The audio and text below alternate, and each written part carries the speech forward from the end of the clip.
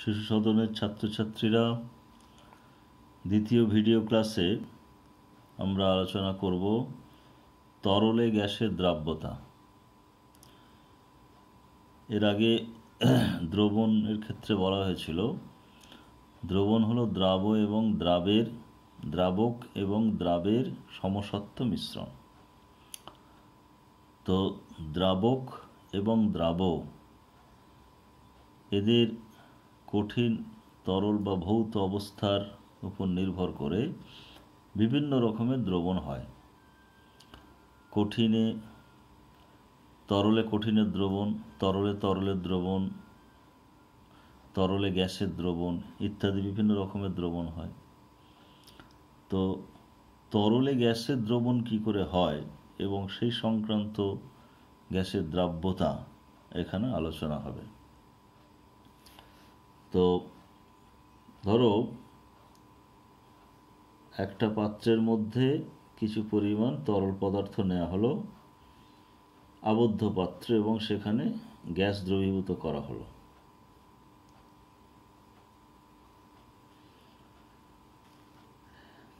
এখন গ্যাসটা যখন তরলের মধ্যে আসবে তখন গ্যাস দ্রবীভূত হবে।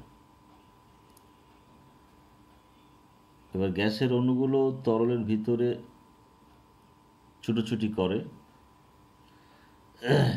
কিছু গ্যাসের অণু যারা তরলের পৃষ্ঠতলে আসে তারা আবার তরল ছেড়ে বেরিয়েও যায়। তার মানে এই তরলের উপরে কিছু আবার গ্যাস জমা হবে, অর্থাৎ তারা তরল পৃষ্ঠ ছেড়ে আবার উপরে চলে আসে, যেহেতু বদ্ধ পাত্র বেরোতে পারবে না।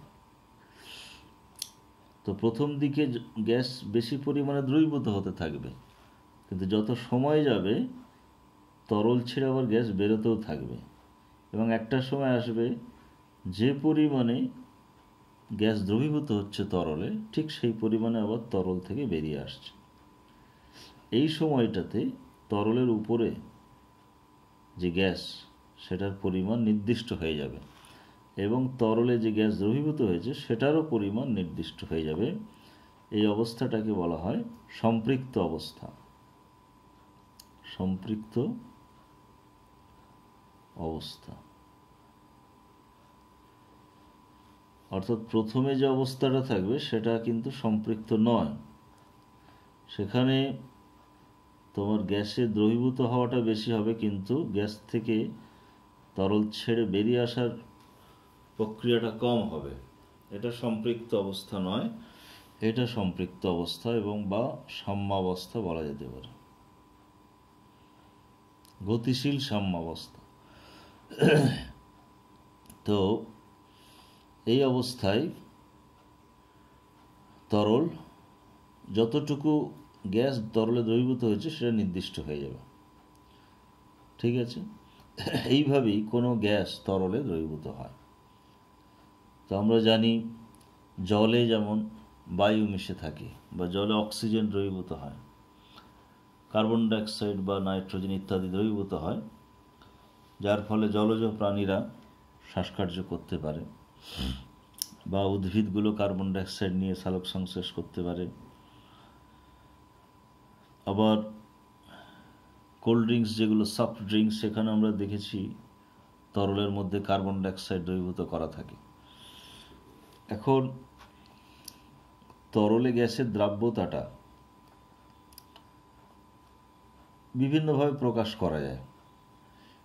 দ্রাব্যতা একটা টার্ম আছে, এছাড়াও দ্রাব্যতা গুণাঙ্ক, অবশোষণ গুণাঙ্ক, মোলারিটি, মোল ভগ্নাংশ, বিভিন্নভাবে দ্রাব্যতা প্রকাশ করা যায়। দ্রাব্যতা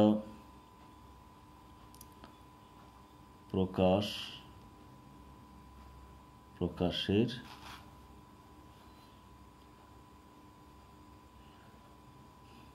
পদ আর কি, বা টার্ম। একটা হচ্ছে দ্রাব্যতা গুণাঙ্ক,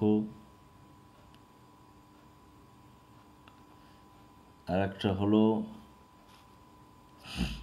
অবশোষণ গুণাঙ্ক।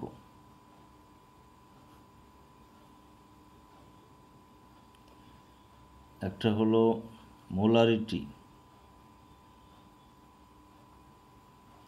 আর একটা হলো মূল ভগ্নাংশ।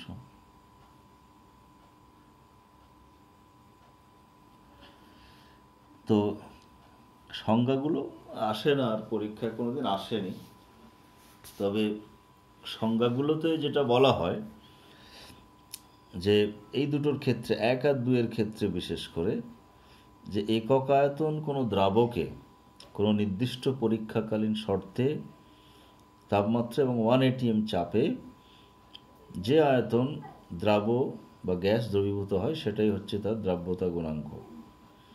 আর অবশোষণ গুণাঙ্কের ক্ষেত্রে একই সংজ্ঞা, শুধু গ্যাসের আয়তনটাকে এসটিপিতে কনভার্ট করে বলা হয়। তো সংজ্ঞা দরকার নেই, জাস্ট টার্মগুলো জেনে রাখো, এগুলো দ্রাব্যতা প্রকাশের একক, তরলে গ্যাসের দ্রাব্যতা প্রকাশের একক। এখন এই যে দ্রাব্যতা নির্ভর করে, তরলে গ্যাসের দ্রাব্যতা কিসের উপর নির্ভর করে? 1 নম্বর, গ্যাসের প্রকৃতির উপর নির্ভর করে। জলে বিভিন্ন গ্যাস বিভিন্ন পরিমাণে দ্রবীভূত হয়, তো কে কতটা দ্রবীভূত হবে সেটা নির্ভর করছে প্রকৃতির উপর। এখানে সাধারণত দেখা যায় যেসব গ্যাসকে আমরা সহজে তরল করতে পারি, যেমন SO2, CO2, NH3, এরা অত্যধিক দ্রাব্য।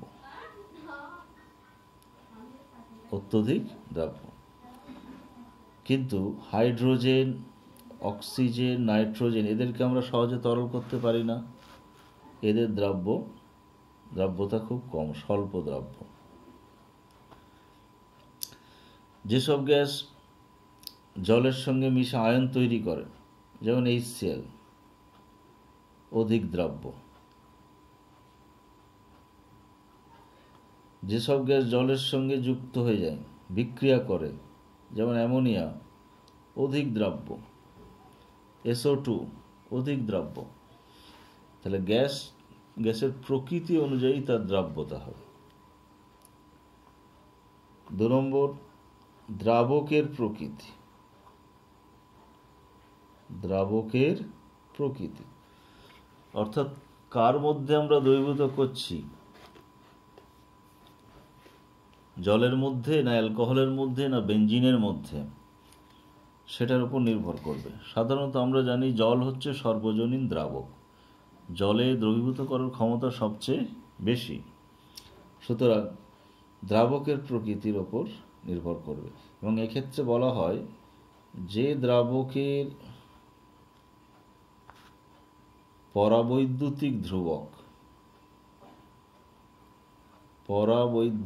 ধ্রুবক, যেটাকে এপসিলন বলা হয়, বেশি,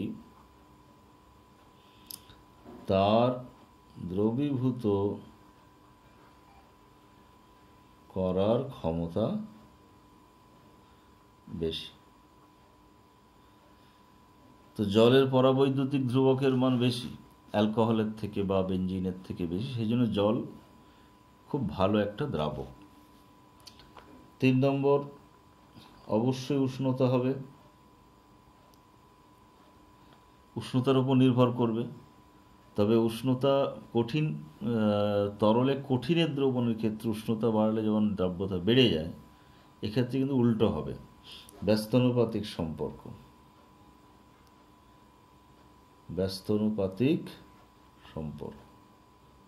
অর্থাৎ যদি তাপমাত্রা বৃদ্ধি করা হয় তাহলে তরল থেকে আরো গ্যাস বেরিয়ে যাবে, দ্রাব্যতা কমে যাবে। 4 নম্বর, এখানে একটা বলার আছে উষ্ণতা, যেমন আমরা যখন দেখবে কোল্ড ড্রিঙ্কস খাওয়ার পর একটা ঢেকুর ওঠে, কী কারণে ওঠে? কোল্ড ড্রিঙ্কসটা যখন খাই সেটা ঠান্ডা অবস্থায় তরলে কার্বন ডাইঅক্সাইড দ্রবীভূত করা আছে, দ্রাব্যতা বেশি এবং বেশি পরিমাণে গ্যাস দ্রবীভূত হয়ে আছে। পেটের মধ্যে যখন গেল, বডির টেম্পারেচার বেশি, সেখানে দ্রাব্যতা কমে গেল, ফলে ওই কার্বন ডাইঅক্সাইডটা তখন বেরিয়ে আসছে ঢেকুর হয়ে বেরিয়ে চলে আসছে। তাহলে ব্যস্তানুপাতিক সম্পর্ক। তো চাপ, চাপের সঙ্গেও নির্ভর করে, সেটা সমানুপাতিক সম্পর্ক। চাপের সঙ্গে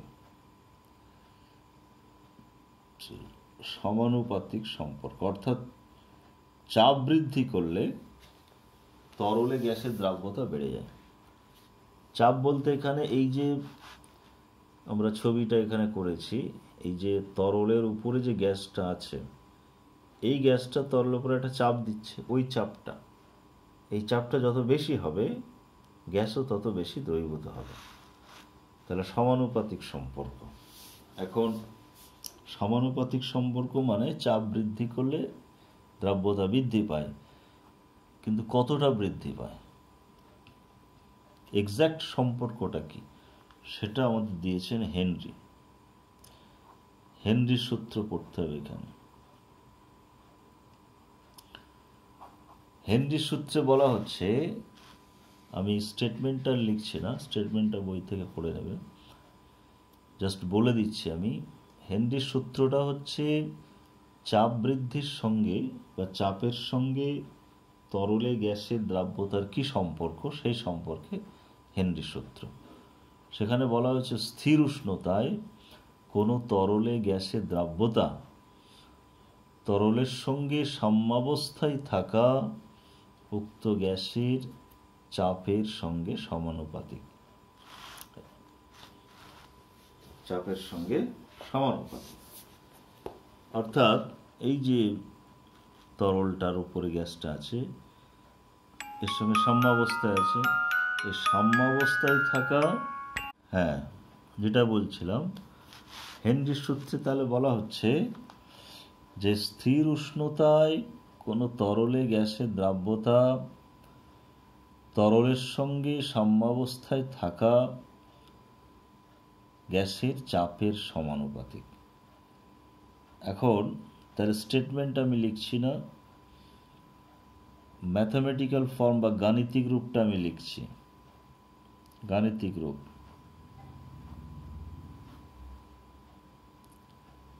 ধরে নাও দ্রাব্যতা হচ্ছে এক্স, যেটা মূল ভগ্নাংশ। মূল ভগ্নাংশকে এক্স দিয়ে লেখা হয়, আগের দিনে আলোচনা করা হয়েছে। আর গ্যাসের চাপ, গ্যাসের চাপ সমান পি ধরো, পি। তাহলে according to Henry's law, X is proportional to P. এক্সটা হচ্ছে গ্যাসের দ্রাব্যতা, মোল ভগ্নাংশ, is proportional to P, or X সমান কে ইন্টু পি। কেটা কি? কেটা হচ্ছে একটা সমানুপাতিক ধ্রুবক।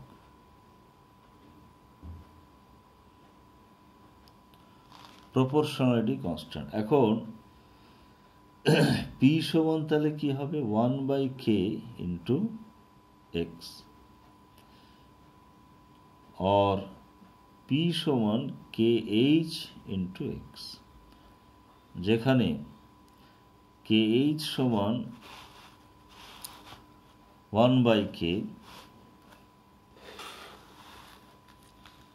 KH সমান 1/k সমান এটা হেনরি ধ্রুবক।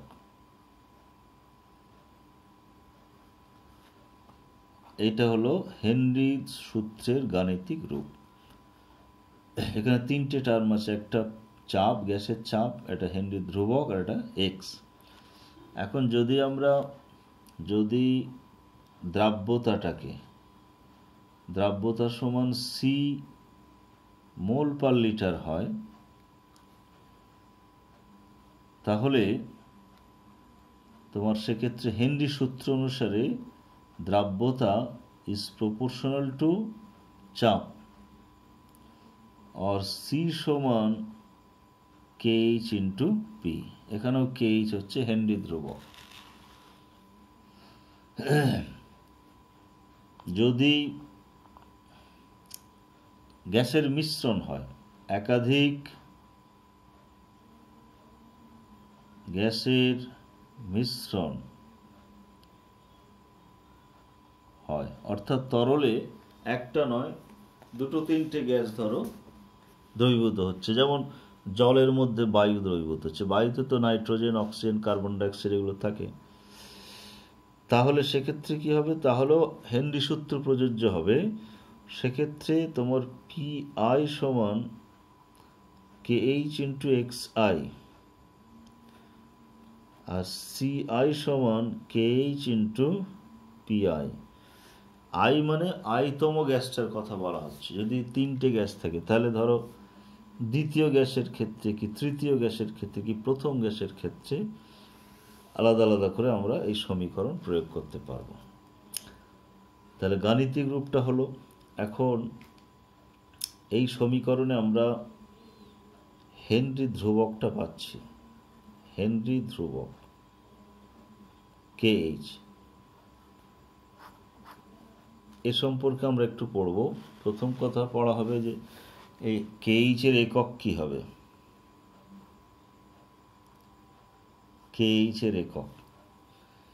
তো আমরা যদি এখানে যদি সমীকরণটা দিই দাগ, এই নাম্বারিং করে, এটা ধরো 1 নম্বর সমীকরণ, প্রথম সমীকরণটা 1 নম্বর, আর একটা যেটা পাওয়া গেল এটা ধরো 2 নম্বর সমীকরণ। তাহলে 1 নম্বর সমীকরণ অনুযায়ী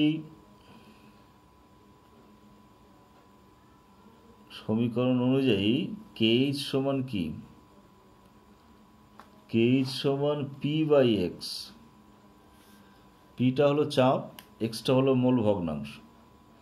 তো মোল ভগ্নাংশের তো কোনো একক নেই, চাপের একক আছে। তাহলে কে এইচের একক হবে চাপের একক, কে এইচের একক সমান চাপের একক। এবার চাপের একক আমরা এটিএম লিখতে পারি, और মিলিমিটার লিখতে পারি, और বার লিখতে পারি, और টর লিখতে পারি, ইত্যাদি বিভিন্ন এককে এটা প্রকাশ করা যায়। আর যদি আমরা 2 নম্বর সমীকরণটাকে ধরি,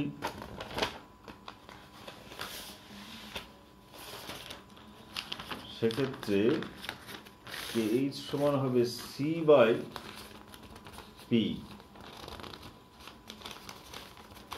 কে এইচ সমান 2 নম্বর সমীকরণ থেকে কে এইচ সমান সি বাই পি। তাহলে সি হচ্ছে মোলারিটি, মোলার দ্রাব্যতা, মোল পার লিটার, আর পি হলো চাপ। তাহলে কে এইচ এর একক সমান হবে গাঢ়ত্বের একক বাই চাপের একক,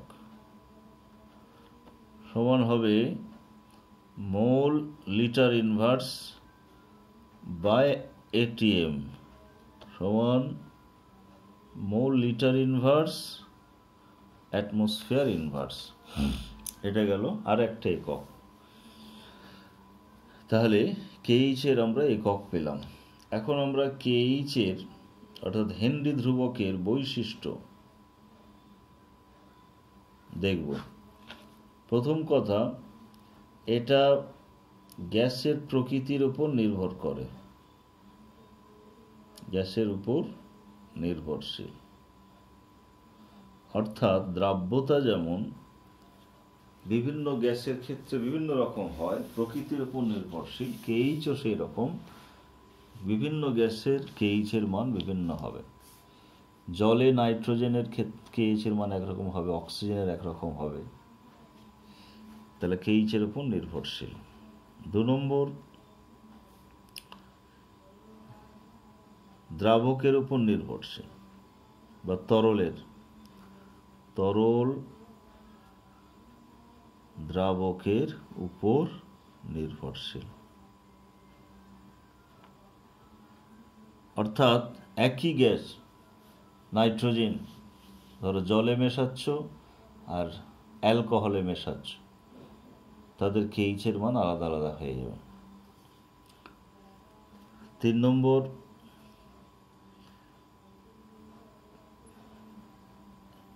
পি সমান এই কেইচ সমান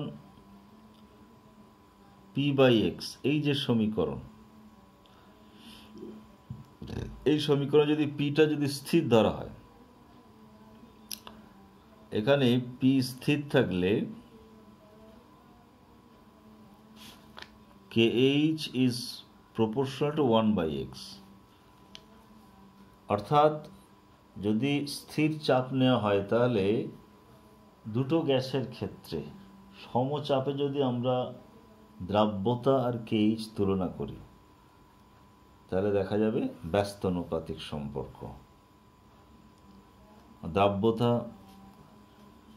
বেশি যার KH এর মান কম, দ্রাব্যতা কম যার KH এর মান বেশি।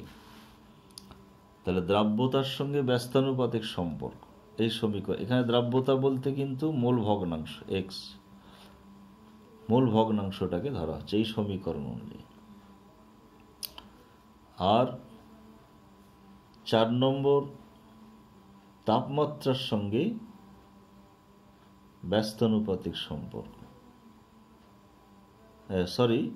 সমানুপাতিক সম্পর্ক।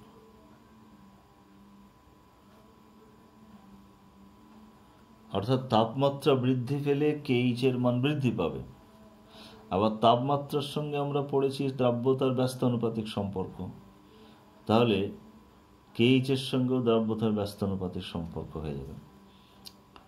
তো এগুলো হচ্ছে KH এর বৈশিষ্ট্য। এবারে হেনরি সূত্রের প্রযোজ্যতা বা সীমাবদ্ধতা বা ভ্যালিডিটি, লিমিটেশন ইত্যাদি। 1 নম্বর হচ্ছে অধিক দ্রাব্য গ্যাসের ক্ষেত্রে প্রযোজ্য নয়।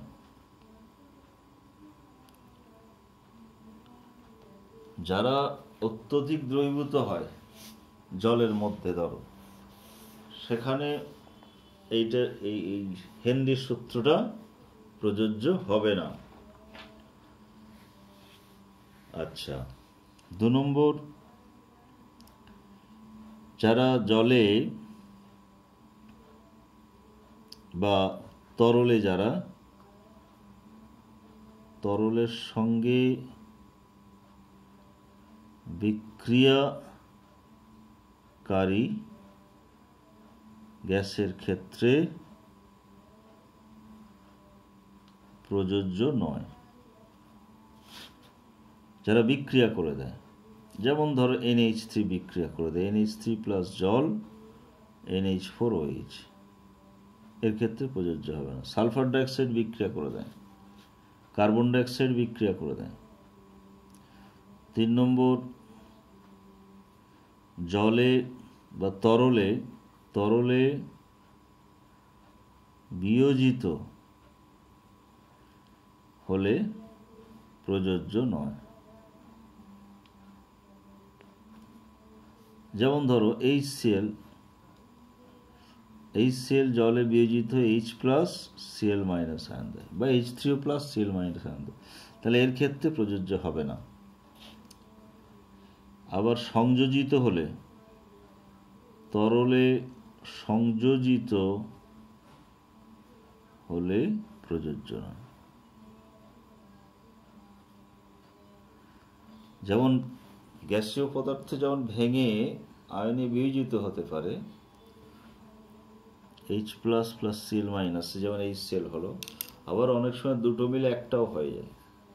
অ্যাসিটিক অ্যাসিড বাষ্প বেঞ্জিন দ্রাবকে যদি দেওয়া হয় তারা দুটো মিলে একটা হয়ে যায়, তাহলে এদের ক্ষেত্রেও প্রযোজ্য হবে না।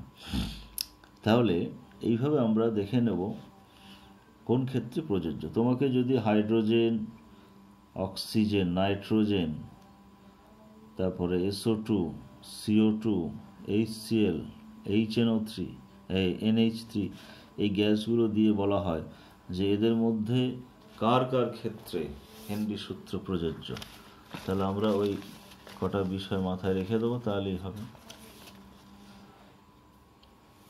যে এমনিতে CO2, HCl, NH3 এত অধিক দ্রাব্য, SO2 এদেরকে সহজে তরল করা যায়, এদের ক্ষেত্রে প্রযোজ্য হবে না। এছাড়াও আমরা জানি এটা বিক্রিয়া করে দেয়, এটা আয়নিত হয়ে যায়, এরাও বিক্রিয়া করে দেয়, প্রযোজ্য না। হাইড্রোজেন, অক্সিজেন, নাইট্রোজেনের ক্ষেত্রে এটা প্রযোজ্য হবে।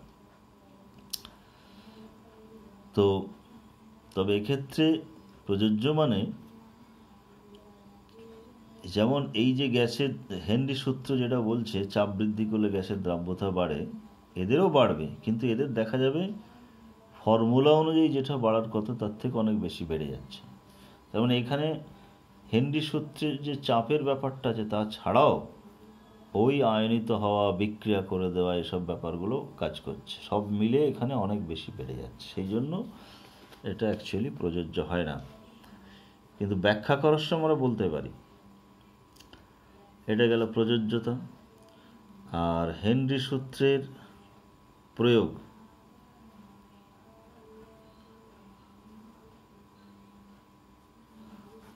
বা বিভিন্ন ঘটনা আমরা হেনরি সূত্রের সাহায্যে ব্যাখ্যা করতে পারি। তার মধ্যে একটা হচ্ছে ওই সফট ড্রিঙ্কস যেটা বা সোডা ওয়াটার, কোল্ড ড্রিঙ্কসে CO2 এর দ্রবীভূত হওয়া, এটা আমরা হেনরি সূত্রের সাহায্যে ব্যাখ্যা করতে পারি। যখনই ছিপি খোলা হয় কিছুটা গ্যাস বেরিয়ে চলে যায়। কেন বেরিয়ে যায়? প্রচণ্ড চাপে অধিক পরিমাণে গ্যাস দ্রবীভূত করা ছিল হেনরি সূত্র অনুযায়ী। যখনই ছিপিটা খোলা হচ্ছে, চাপ রিলিজ হয়ে যাচ্ছে, কমে যাচ্ছে, দ্রাব্যতা কমে গেল, তখন গ্যাস বেরিয়ে আসছে। 2 নম্বর, অ্যানক্সিয়া একটা রোগ আছে যেটা পর্বতারোহীদের ক্ষেত্রে ঘটে। পাহাড়ের উপরে সেখানে চাপ কম, তো তার ফলে ব্লাডে অক্সিজেন দ্রবীভূত হয় কম। উপরে বায়ুমণ্ডলের চাপ কম, কম চাপে গ্যাসের দ্রাব্যতা কমে যায়, ফলে ব্লাডে অক্সিজেন কম দ্রবীভূত হয়, কোষে কোষে অক্সিজেনের ঘাটতি দেখা যায়, ফলে তখন শ্বাসকষ্ট, তারপরে চিন্তা করার ক্ষমতা কমে যাবে, ইত্যাদি বিভিন্ন রকম উপসর্গ দেখা যাবে। এটাকে বলা হয় অ্যানক্সিয়া। তো এই অ্যানক্সিয়া যে উপসর্গ, শ্বাসকষ্ট, সিদ্ধান্ত গ্রহণে অক্ষমতা, চিন্তা করার অক্ষমতা ইত্যাদি, এগুলো আমরা ব্যাখ্যা করতে পারছি হেনরি সূত্রের সাহায্যে, যে ব্লাডে অক্সিজেনের দ্রাব্যতা কমে যাচ্ছে হেনরি সূত্র অনুযায়ী চাপ কমার জন্য। 3 নম্বর আর একটা ঘটনা আছে বেন্ডস বা ডিকম্প্রেশন সিকনেস। এটা ডুবুরিদের ক্ষেত্রে হয়, যারা স্কুবা ডাইভার, স্কুবা ডাইভারদের ক্ষেত্রে দেখা যায়। যারা ডুবুরি তারা পিঠে কৃত্রিম শ্বাসযন্ত্র নিয়ে যায়, যেখানে বায়ু নেওয়া থাকে। তো বায়ুতে অক্সিজেন, নাইট্রোজেন আছে এবং অনেক বেশি বায়ু সংকুচিত করে নেওয়া যাওয়া হয়, যার চাপটা খুব বেশি। তো এই বেশি চাপে তোমার ব্লাডে অক্সিজেন বা নাইট্রোজেন বেশি পরিমাণে দ্রবীভূত হয় হেনরি সূত্র অনুসারে। ডুবুরি যখন নিচের দিকে যাচ্ছে, ধীরে ধীরে অক্সিজেন বা নাইট্রোজেন বায়ু খরচ হয়ে যাচ্ছে, চাপ কমে যাচ্ছে। বা সাগরের ভিতরেও চাপ বেশি, জলের চাপ, এই বেশি চাপে নাইট্রোজেন, অক্সিজেন ব্লাডে বেশি দ্রবীভূত হচ্ছে। যখন ডুবুরি উপরে উঠে আসছে তখন কি হচ্ছে, চাপ কমে যাচ্ছে। গ্যাসের দ্রাব্যতা কমে যাচ্ছে হেনরি সূত্র অনুসারে, তখন ব্লাড থেকে এবার নাইট্রোজেন বেরিয়ে আসে। অক্সিজেনটা তো অনেক কনজিউম হয়ে গেছে, খরচ হয়ে গেছে, নাইট্রোজেন তো খরচ হয়নি, নাইট্রোজেন ছিল ব্লাডের মধ্যে। এবার যখন উঠে এলো, চাপ কমে যাওয়ার ফলে ব্লাড থেকে এবার নাইট্রোজেন বেরিয়ে আসছে। সেই সময় প্রচণ্ড যন্ত্রণা হয়, নার্ভের উপরে প্রেশার পড়ে, যন্ত্রণা হয়। এই যন্ত্রণাতে ডুবুরিরা একদম কুঁকড়ে যায়, বেন্ডস বলে এই জন্যে, বা ডিকম্প্রেশন সিকনেস, অনেক সময় মারাও যায় হার্ট ফেল করে প্রচণ্ড যন্ত্রণায়। তো এই ঘটনাটাকে আমরা হেনরি সূত্রের সাহায্যে ব্যাখ্যা করতে পারি। এখন এর থেকে পরিত্রাণের উপায় কি? ঘটনাটা ঘটছিল নাইট্রোজেনের জন্য, বেশি চাপে নাইট্রোজেনের দ্রাব্যতা বেশি, তো সেই জন্য করা হয় কি, নাইট্রোজেন কমিয়ে তার বদলে হিলিয়াম নেওয়া হয়। তো এবারে অক্সিজেনের সঙ্গে নাইট্রোজেন, হিলিয়াম দুটো মিশিয়েও নেওয়া হয়, আবার কখনো অক্সিজেনের সঙ্গে শুধু হিলিয়াম নেওয়া হয়। অ্যাকচুয়ালি এটা ডিপেন্ড করছে কতটা গভীরে যাওয়া হবে তার উপরে। যারা এমনি এন্টারটেনমেন্ট বা রিক্রিয়েশনের জন্য স্কুবা ডাইভিং করে, তারা তো বেশি নিচে যায় না, তাদের ক্ষেত্রে এমনি বায়ু নিলেই চলে যায়। কিন্তু যারা খুব গভীরে যাবে, যারা প্রফেশনাল, পেশাদার, তাদের ক্ষেত্রে অক্সিজেনের সঙ্গে হিলিয়াম নেওয়া হয়। তো এখানে সাধারণত 3 রকমের মিক্সচার আছে। একটাকে বলা হয় মানে গ্যাস মিশ্রণ, যেটা নেওয়া হয় কৃত্রিম ব্যবহৃত গ্যাস মিশ্রণ। একটা হচ্ছে কম্প্রেসড এয়ার, অর্থাৎ এমনি বায়ুকে সংকুচিত করে নেওয়া হলো। একটা হলো তোমার নাইট্রক্স or enriched এয়ার। এখানে অক্সিজেন 22 থেকে 40% থাকে, বেশি থাকে। এমনি বায়ুতে তো অক্সিজেন 20% থাকে। এনরিচড এয়ার যেটা নাইট্রক্স, নাইট্রোজেন প্লাস অক্সিজেন, এতে অক্সিজেন বেশি পরিমাণে থাকে। আর একটা হচ্ছে ট্রিমিক্স মানে অক্সিজেন থাকবে, নাইট্রোজেন থাকবে, হিলিয়াম থাকবে। আর একটা হেলিওক্স,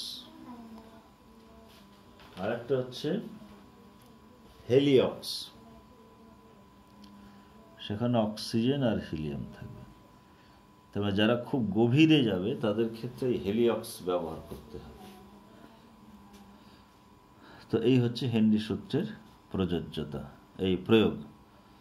তাহলে যদি বলা হয় অ্যানক্সিয়া কি, হেনরি সূত্রের সাহায্যে বুঝিয়ে দাও, বা বেন্ডস কি, কেন ঘটে, হেনরি সূত্রের সাহায্যে ব্যাখ্যা করো, এগুলো ব্যাখ্যা করতে হবে। শর্ট কোশ্চেন হিসেবে ডুবুরিরা শ্বাসযন্ত্র হিসেবে কি ব্যবহার করে, ইত্যাদি।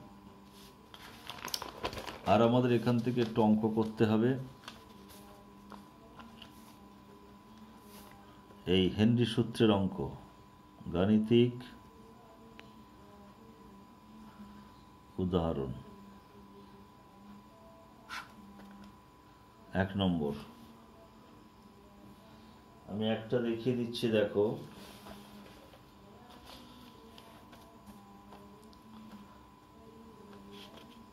অঙ্কটা হলো, বইতে কয়েকটা অঙ্ক করে দেওয়া আছে, সেগুলো দেখবে তোমরা।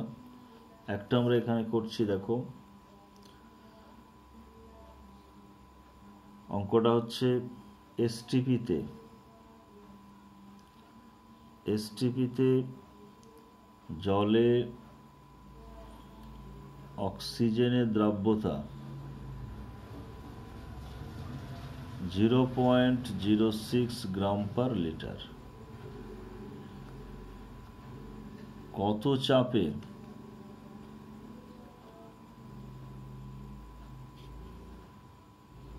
একই উষ্ণতায় দ্রাব্যতা 3.2 গ্রাম পার লিটার হবে। তাহলে এখানে হেনরি সূত্র অ্যাপ্লাই করে আমাদের বের করতে হবে। এখন দেখো, হেনরি সূত্রে আমরা দুটো গাণিতিক রূপ পেয়েছি, একটা মোল ভগ্নাংশ দিয়ে আর একটা সি দিয়ে, গ্রাম পার মোল পার লিটার দিয়ে। এখানে ওইটাই অ্যাপ্লাই করতে হবে, যে সি সমান KH ইন্টু পি আমরা পেয়েছি সলিউশন, সমাধান। সি সমান KH ইন্টু পি, এখানে সি সমান বলে দিয়েছে 0.06 গ্রাম পার লিটার। এটাকে আমাদের মোল পার লিটার করতে গেলে 0.06 বাই অক্সিজেন তো 32 দিয়ে ভাগ করতে হবে, মোল পার লিটার হলো। আচ্ছা, চাপ বলে দিয়েছে STP মানে standard temperature pressure 1 atm। therefore KH সমান কত হবে, C বাই P সমান 0.06 বাই 32 ইন্টু 1 নিচে। এটা তোমার মানটা আসবে 1.875 into 10 to the power -3 mole litre inverse ATM inverse. আবার আমাদেরকে এই ফর্মুলাটা অ্যাপ্লাই করতে হবে এগেইন, C সমান KH ইন্টু পি। এখন C হচ্ছে তোমার 3.2 গ্রাম পার লিটার সমান 3.2 বাই 32 সমান 0.1 মোল পার লিটার। আর পিটা বের করতে হবে, KH আমরা পেয়ে গেছি 1.875 into 10 to the power -3 mole litre inverse ATM inverse. therefore P equals to C by KH। সিটা হলো 0.1 বাই KH হলো 1.875 ইন্টু 10 টু দ্য -3। এটার সমান আসবে 53.33 ATM। তাহলে এই চাপে অক্সিজেনের দ্রাব্যতাটা 3.2 গ্রাম পার লিটার হবে। তো এইরকম আরও 2-3টা অঙ্ক বইতে দেওয়া আছে, তোমরা দেখে নেবে। তাহলে তরলে গ্যাসের দ্রাব্যতা এবং সেই সংক্রান্ত হেনরির সূত্র আমাদের হয়ে গেল। এরপরে যে টপিক আছে, জাস্ট সংজ্ঞার উদাহরণ করলেই হয়ে যাবে। কঠিন দ্রবণ। আমরা যেমন তরলে গ্যাসের দ্রবণ পড়লাম, এবারে কঠিন দ্রবণ। কঠিন দ্রবণের দুটো ভাগ আছে। কঠিন দ্রবণ মানে কঠিনের দ্রবণ। সাধারণত ধাতু সংকর যেগুলো, সেগুলোকে আমরা বলি কঠিনের দ্রবণ, সংকর ধাতু। তো এটা দুটো ভাগ আছে, একটা হচ্ছে প্রতিস্থাপিত আর একটা অন্তঃস্থানিক।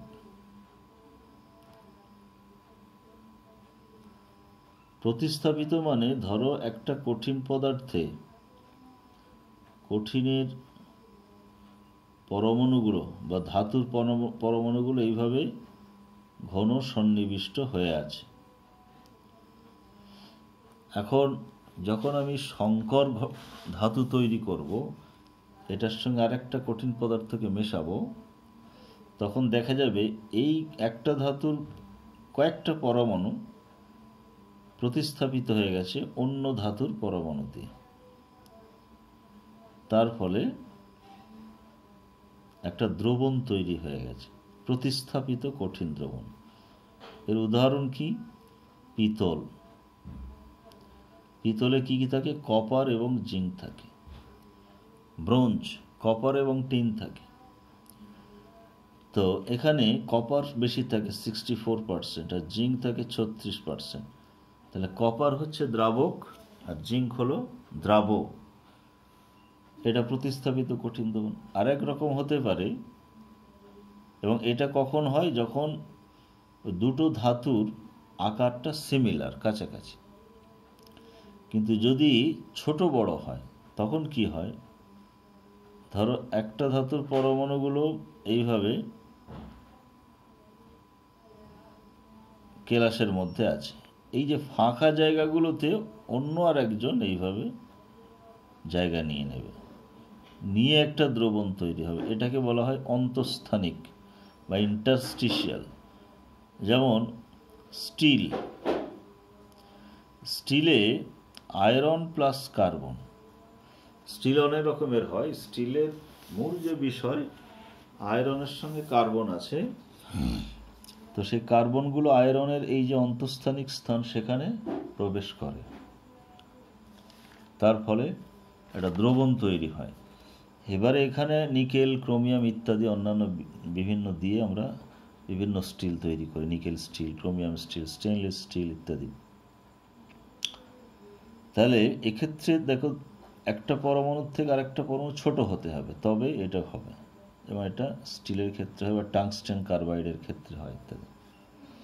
তাহলে কঠিন দ্রবণের প্রকারভেদ আর উদাহরণ, হ্যাঁ, এটা শুধু জাস্ট জেনে রাখা। আরেকটা বিষয় এখানে আমরা বলবো, সেটা হলো তরলের নেক্সট টপিক, যেটা তরলের বাষ্পচাপ, ভেপার প্রেশার অফ লিকুইড। আমরা যে গ্যাসের দ্রাব্যতাটা পড়ছিলাম ওই ধরনেরই। দেখো, যখন আমরা জানি গ্রীষ্মকালে পুকুর শুকিয়ে যায় কেন? বাষ্পায়ন হয়। বাষ্পায়ন হয়ে জলটা বাষ্পীভূত হয়ে বাতাসে মিশে যায়, ধীরে ধীরে পুকুর শুকিয়ে যায়। ঠিক একইভাবে যদি পাত্রের মধ্যে কিছু পরিমাণ তরল রেখে দেওয়া হয়, জল, খোলা পাত্রে, এটাও ধীরে ধীরে কি হবে? শুকিয়ে যাবে, বাষ্পায়ন হবে। কিন্তু যদি পাত্রটা আবদ্ধ হয়, তাহলে এই তরলের বাষ্প কিন্তু আর বেরিয়ে যেতে পারবে না, উপরে জমা হবে। বাষ্পায়নের কারণে উপরে জমা হবে। এবার যখনই বেরোতে পারছে না, তাহলে ছুটোছুটি করবে, পাত্রের দেয়ালে ধাক্কা মারবে, আবার এই তরলেও ধাক্কা মারবে। তার ফলে কিছু বাষ্প আবার তরলের সঙ্গে ধাক্কা খেয়ে আবার তরল হয়ে যাবে। কিন্তু প্রথমে এটা প্রক্রিয়াটা অসমান থাকবে। বাষ্পায়ন আর ঘনীভবন দুটো প্রক্রিয়া সমান হারে হবে না। একটা সময় আসবে যখন এটা সমান হয়ে যাবে, অর্থাৎ যে হারে বাষ্পায়ন হবে ঠিক সেই হারেই ঘনীভবন হবে। এই অবস্থাটাকে আমরা বলছি তাহলে সম্পৃক্ত অবস্থা বা সাম্যাবস্থা। ওই আগের মতোই, তফাৎটা হচ্ছে আগে উপরে গ্যাস ছিল, এখন উপরে এই তরলেরই বাষ্প থাকবে। তো সাম্যাবস্থায় যখন চলে আসছে, তখন উপরে বাষ্পের পরিমাণ নির্দিষ্ট হয়ে যাবে, আর বাড়বে না কমবে না, আর তরলেরও পরিমাণ নির্দিষ্ট হয়ে যাবে, বাড়বে না আর কমবে না। এই জন্যেই খোলা পাত্রে যেখানে শুকিয়ে যায়, এখানে আর শুকোবে না। এই অবস্থায়, যে সম্পৃক্ত অবস্থায় চলে এলো, এই অবস্থায় তরলের উপরে যে বাষ্পটা আছে, এই বাষ্প যে তরলের উপর যে চাপটা দেবে একটা স্থির উষ্ণতায়, সেটা কি বলা হবে? তরলের বাষ্পচাপ। তাহলে স্থির উষ্ণতায় কোনো তরলের